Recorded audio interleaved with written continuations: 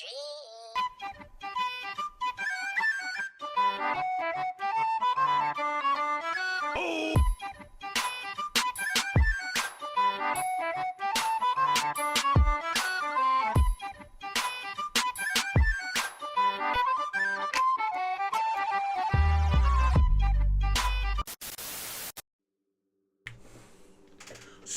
this video is going to be basically my thoughts on the Switch 2 and why I'm not going to buy one, and not necessarily like a you shouldn't buy one either thing, more of a, I guess, I want to say balance, but it's more like, instead of it being like a consumer, don't go buy the Switch because of big bad Nintendo, it's more of a like, I still enjoy some Nintendo stuff, but I'm not gonna go buy the new thing right away, especially because there are things built in that I don't like. There are design choices I don't like. There are colorway things I don't like. There are repairability options. There's like a list of things that I find that I already like in my Switch, so why would I go to the new thing when the old thing works just as well? And also, I feel like everyone is focusing on like the Switch, the original Switch, in terms of like the performance and it be holding back things, but I feel like it's the way companies approach the Switch. They needed it to have the like latest games on it, whereas I feel like if you focused on older stuff, like there are games that can run easily on like some plebby laptop that would work great on a Switch that just never show up, and things like that, where it makes sense why I don't know, Dragon Ball Xenoverse is on the Switch, but like Cyberpunk or like Monster Hunter World or Wilds isn't. So I feel like if it were focused on as a handheld first, and focus on its limitations first, and then not prioritizing having dual releases, especially because most of the time it couldn't, or it would hold the others back, you'd probably have a better route. And even then, it's still like bumped up by like 2.5 generations. So like the Switch is like PS3, PS4 at a push, and then Switch 2 is PS4 range. So they're still behind, so it's like, I don't know. So yeah, that's where my head's at for the intro.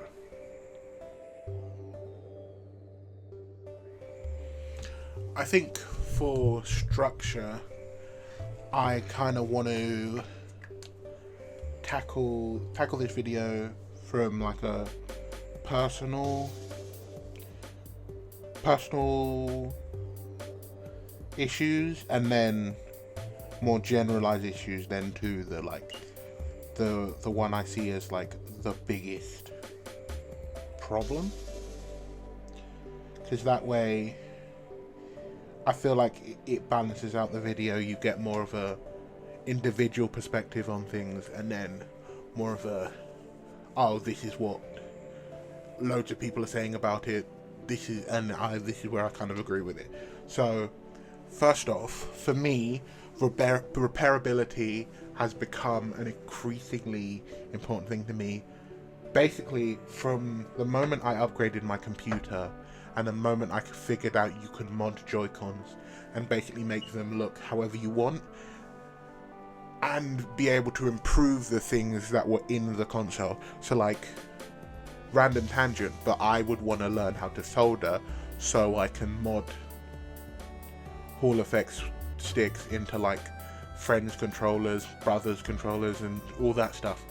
So having the Switch 2 be more complicated in really important areas to me personally, like having adhesive in areas to cover up screws, making it harder to disassemble compared to the original, feels very like frustrating because it means that it's going to be more effort to mod the controllers.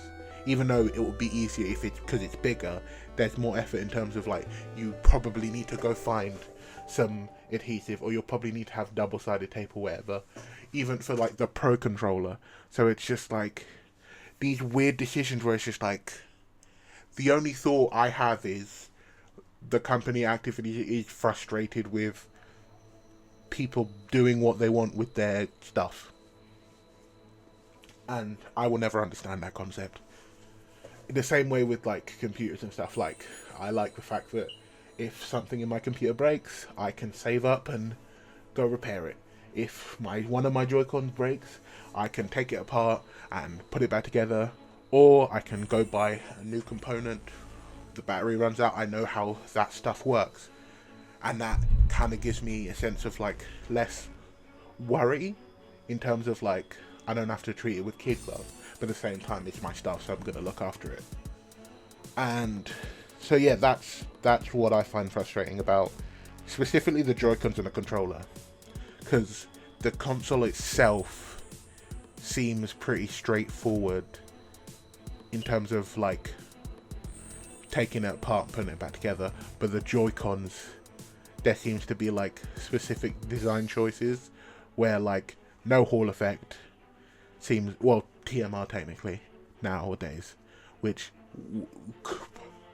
from what I understand probably wouldn't have issues in terms of like interfering with the magnets. But yeah, that and the Pro controller, it having back pedals and audio jack does not mean you have to bump up the price by £20. And especially it's harder to fix compared to like controllers in that ballpark. Like a PS5 controller is easier to repair than the Switch controller for no reason. Like you're just being difficult.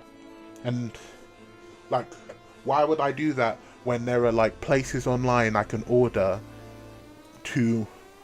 I work a little harder and I get a better controller, and so I don't have back pedals. Oh no. Like, it feels really backwards in terms of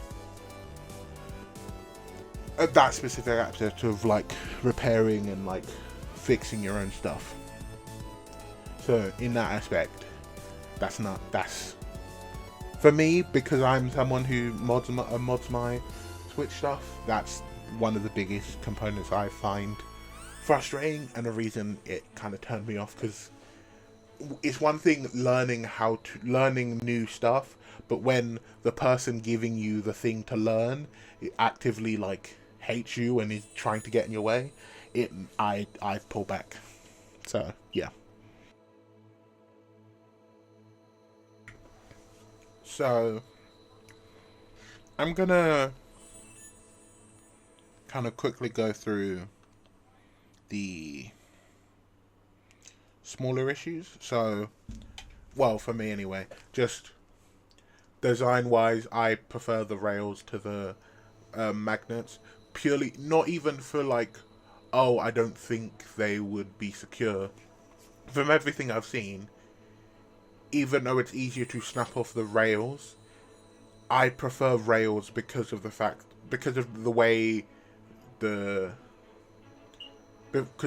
doesn't mean that you have to compromise in terms of like having that weird gap on Joy-Cons.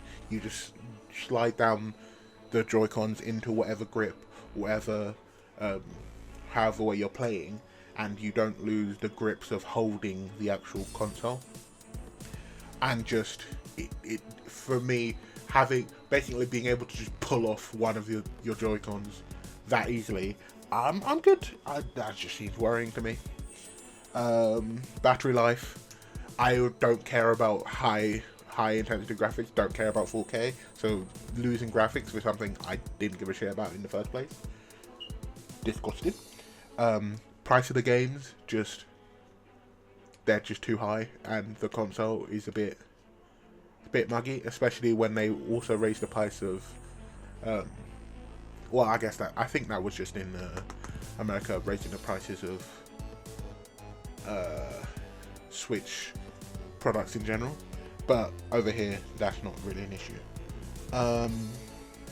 The final thing I want to go into like depth with is the MIG switch stuff, basically like bricking your console for inserting the MIG switch for the Switch 2, and then bans for basically copying someone else's game.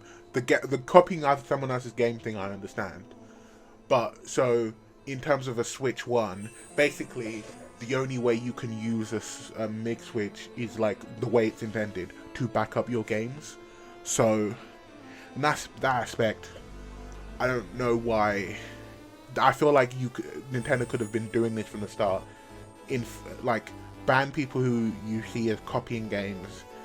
You'll get a few people in the crossfire, but ultimately, especially since the MIG switch has become a niche thing, you don't have the downfall of like having people hate you and not want to buy your product, even though it's a small subset.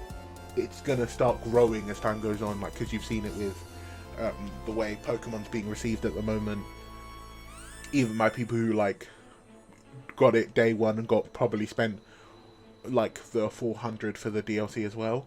So to me it's just worrying because I am a late adopter to Nintendo stuff. I grew up with PlayStation, but I got into it because of Platoon, and I kind of don't want to see the company die specifically because of that.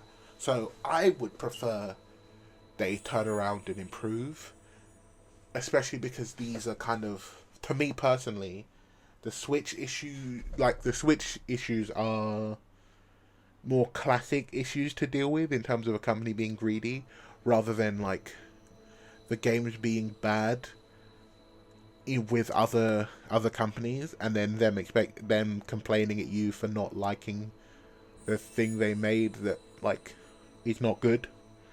So I think at the core of it, because Nintendo still makes decent games, I feel like that's why they're hanging on.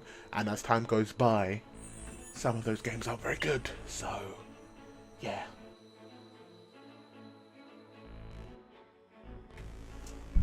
So that's my thoughts on the Switch. At the moment, I'm sticking with Switch 1. I have everything I want, and yeah, so hopefully the Switch 2 improves, because I'm sure at one point I'll have to upgrade because they'll stop support for the Switch 1.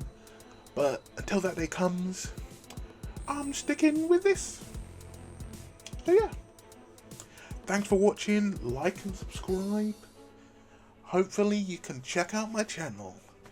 I'll leave videos at the end, so if you want to check out in the intro, so I'll catch you guys later. Goodbye.